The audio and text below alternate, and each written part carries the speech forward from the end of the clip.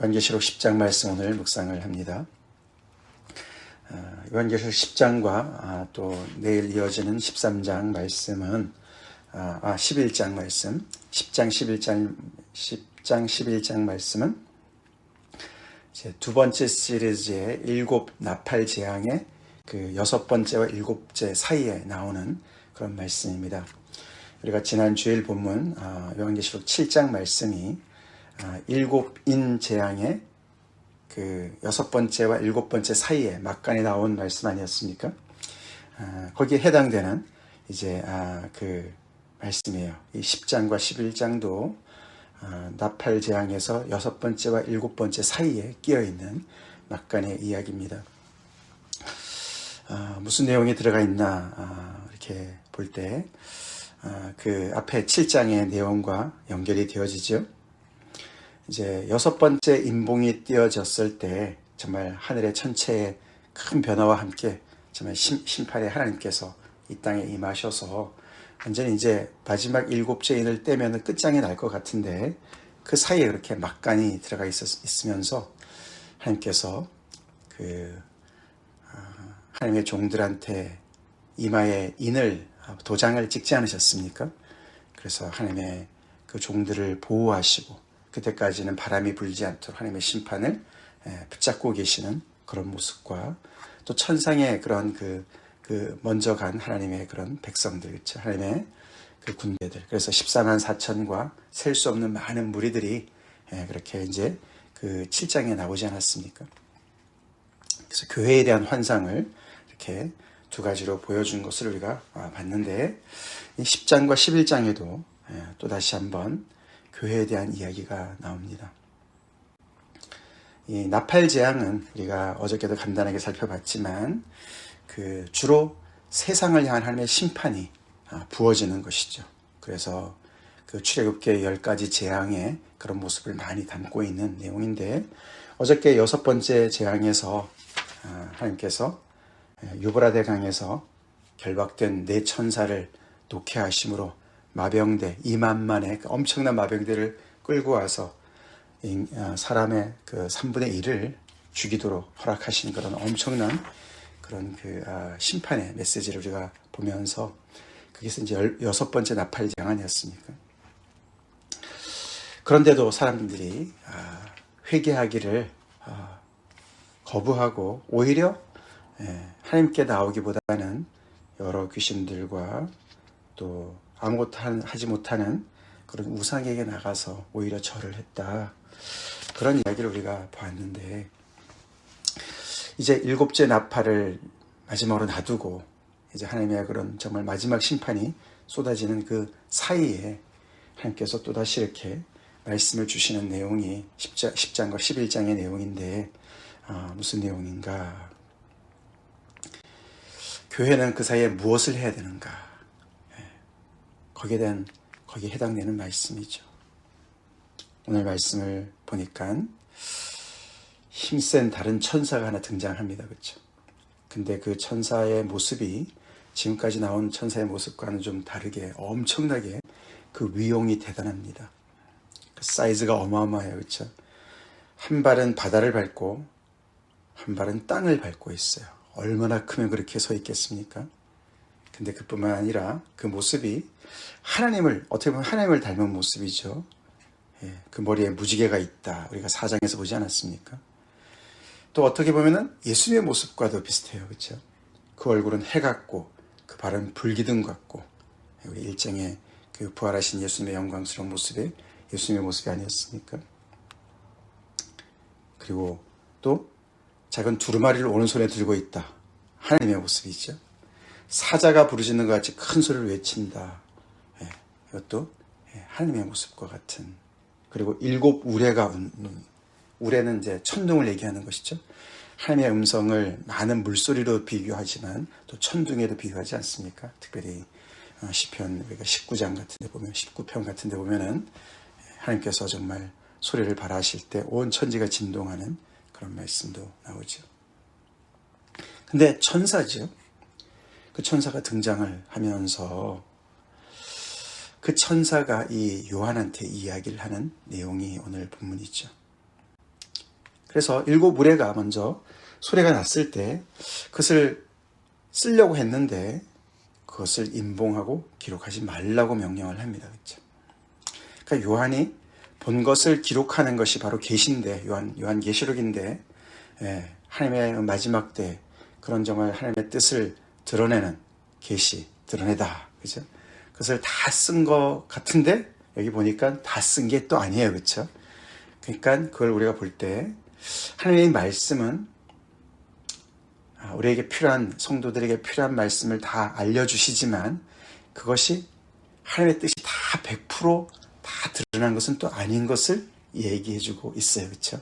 그래서 여전히 하나님의 그 뜻은 이렇게 어떻게 보면은 정말 비밀에 쌓여 있는 것으로, 그래서 정말 우리가 모든 것을 다 안다, 우리가 계시록을 보면은 우리가 하나님의 뜻을 다 알 수가 있어, 이런 우리가 교만은 가지면 안 된다는 걸 우리가 알 수가 있습니다. 그렇죠?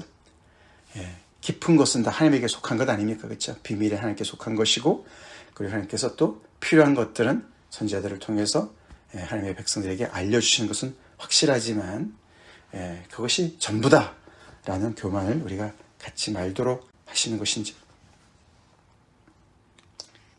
자, 그러고 있는데 이 천사가 한 가지 얘기를 하죠. 뭐라고 얘기합니까? 결국은 창조하신 이를 가리켜 맹세를 해요. 그렇죠?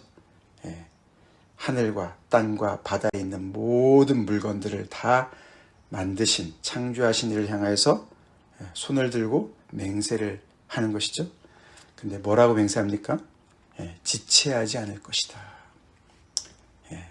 시간이 다 됐다, 그런 뜻이죠. 지체하지 않을 것이다. 교회를 향한 격려의 말씀이죠.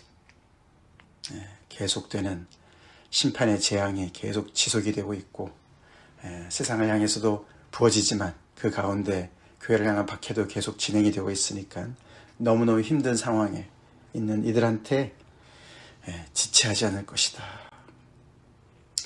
이제 마지막 7째 천사가 나팔을 불 텐데 그때에 하나님의 뜻이 다 이루어질 것이다. 이제 거의 다 왔다. 그렇게 교회를 격려합니다.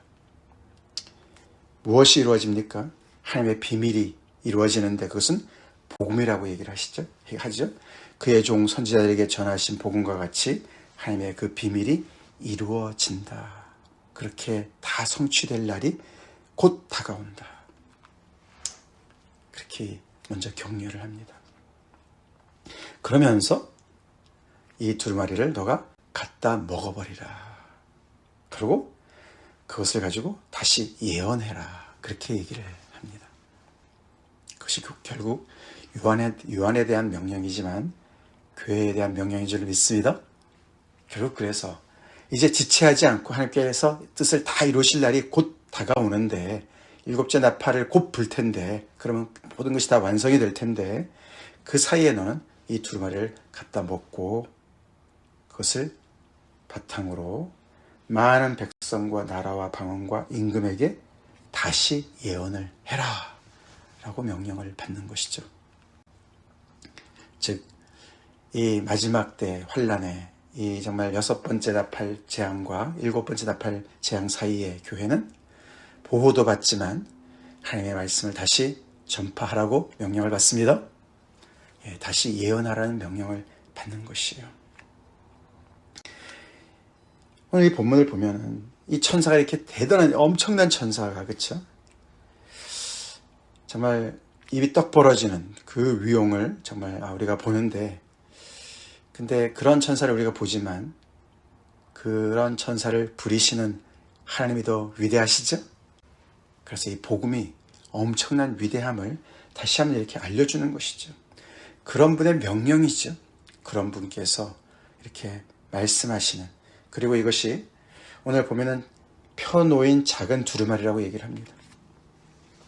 이게 어떤 책일까? 결국은 그것을 통해서 다시 예언을 해야 되는 것이기 때문에 결국은 이 요한계시록에 들어있는 하나님의 말씀인 줄로 믿습니다. 그렇죠? 예수님의 손에, 하나님의 손에 먼저는 이렇게 일곱 군데가 이렇게 임봉이 됐던 그런 두루마리가 있었는데, 이제는 예수 그리스도 어린 양의 피로 말미암아 그것이 열렸죠. 중요한 것은 이제 펼쳐졌다, 펴놓인 책이다 라는 것이죠. 그래서 그 안에 하나님의 그런 뜻이 들어가 있는 것이 이제 예수 그리스도를 통해서 하나하나 이루어지는 그 뜻, 결국은 이것은 복음과도 연결되어지는 것이고, 그 말씀을 받는 사람도 또 듣는 사람도 어떤 맛을 느낍니까? 보니까 뭐죠? 내 배에는 쓰나 내 입에는 꿀같이 달리라.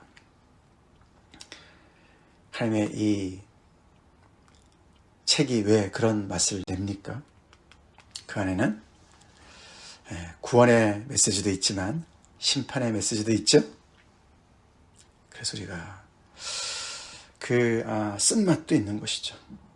그것이 복음이죠. 복음의 쓴맛이 있죠. 회개하라는 말씀도 있습니다. 또 우리가 그 말씀을 전할 때도 똑같은 맛을 느끼지 않습니까? 그렇죠. 우리가 구원의 메시지도 전하지만 또 심판의 메시지를 함께 전하게 되지 않습니까?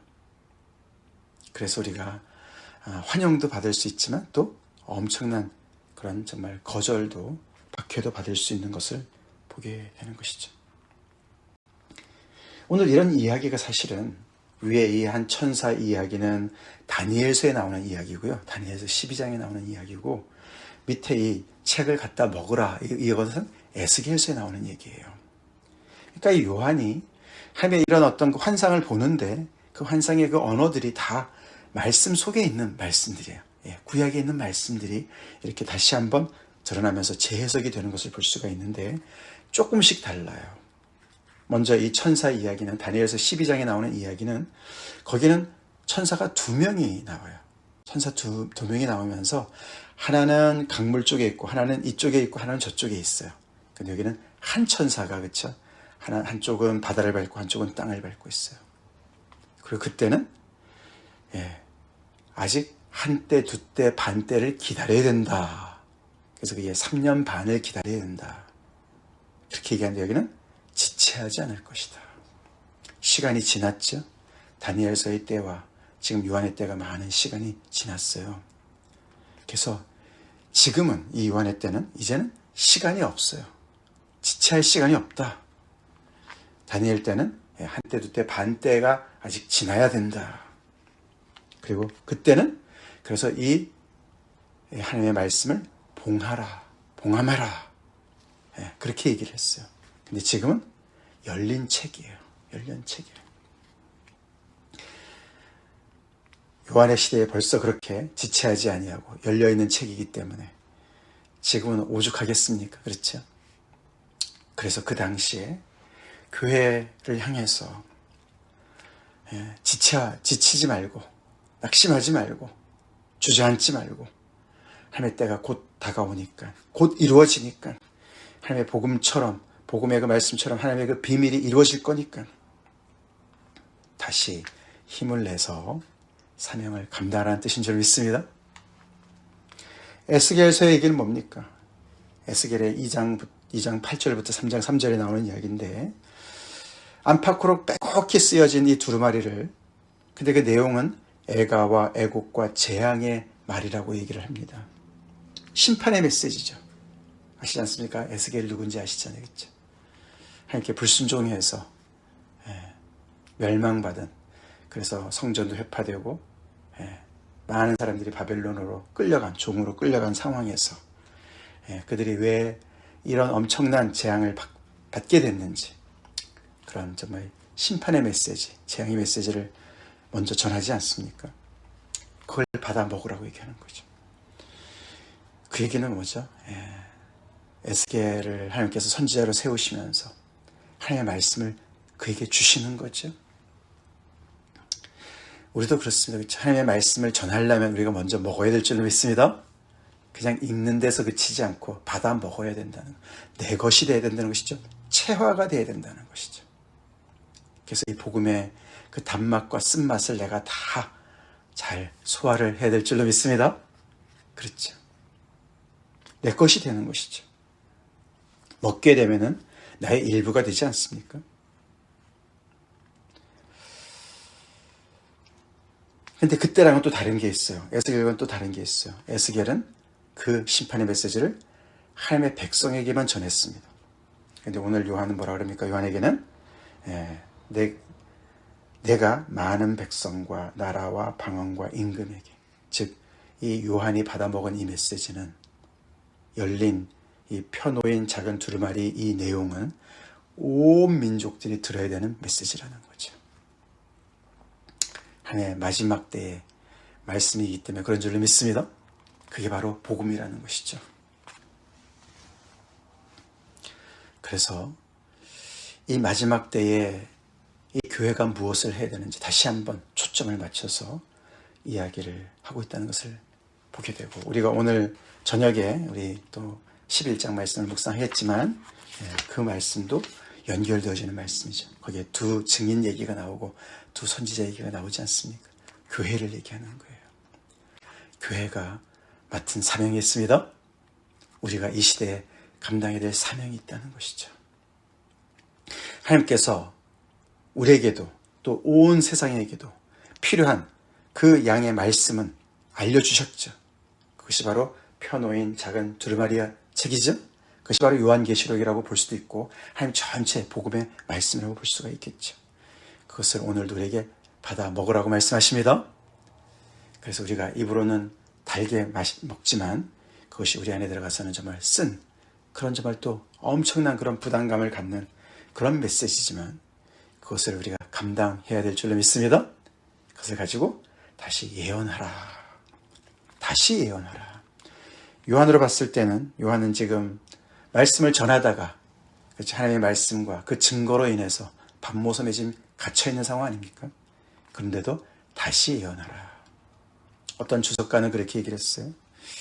그래서 복음 전파에는 은퇴가 없다. 은퇴가 없다. 그렇게 얘기를 합니다. 우리 말씀 전하는데 은퇴가 없습니다. 그렇죠? 젊은 사람만 하는 것은 아닙니다. 선교사만 하는 것은 아닙니다. 그렇죠? 우리 말씀을 받은 사람들, 예수를 믿는 하나님의 종들은 모두 이 사명을 가진 줄로 믿습니다. 교회에게 주신 사명이에요. 그냥 이 시대를 하나님께서 우리를 보여주시니까 14만 4천의 그 정말 머리에 인을 받은 것처럼 우리는 정말 하나님의 보호만 받고 잘 지나가면 된다라는 것이 아니고, 이제는 정말 지체하지 않고 하나님의 뜻이 이루어질 때가 됐기 때문에 더욱더 우리는 열심히 하나님의 말씀을 편만히 증거해야 된다.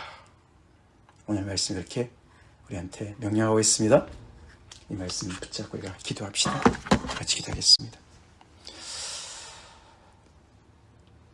하나님 감사합니다. 요한계시록 말씀, 오늘 우리 10장 말씀 묵상하며 또 주님 앞에 나아갑니다.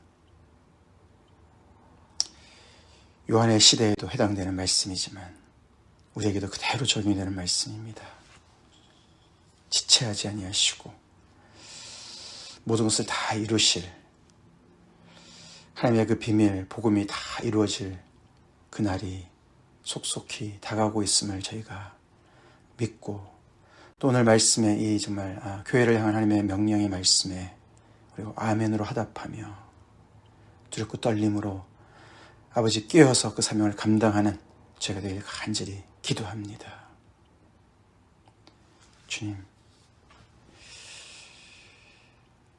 하나님의 말씀대로 세상에 우리가 이해되지 않는 많은 것들이 있지만 이루어지는 것을 우리가 말고, 두렵지만 또 아버지 하나님의 이 하나님의 말씀, 입에는 달고 배에는 쓴 이 하나님의 말씀, 이 정말 복음과 이 단맛과 쓴맛을 가지고 있는 이 복음을 아버지 편만히 증거하는 그 사명을 게을리하지 않는 저희가 되게 도와주시옵소서.